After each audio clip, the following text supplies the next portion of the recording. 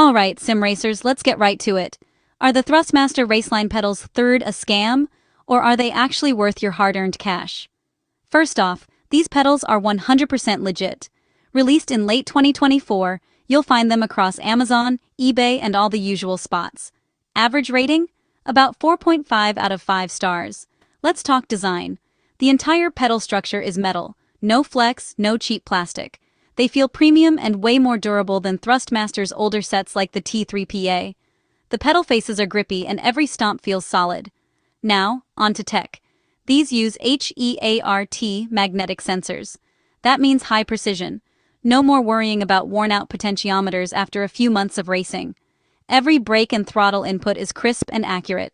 Customization? Absolutely.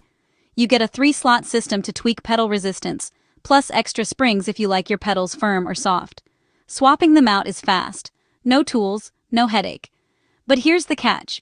No load cell included. If you want that progressive brake feel, you'll need to buy the separate upgrade kit. Still, these pedals are built to grow with you, so you're not stuck when you want to level up. Stability is solid, but if you're a heavy braker, mount these to a rig or at least up against a wall. Otherwise, they might slide around a bit. For compatibility, you're good with most Thrustmaster wheels: PS5, PS4, Xbox Series XS, and PC. Just double-check your wheel model, since there are some software quirks with certain setups. So, bottom line, if you want a reliable, all-metal, upgrade-ready pedal set without breaking the bank, the Raceline pedals third are absolutely legit. Not a scam, not hype, just a solid pick for sim racers ready to get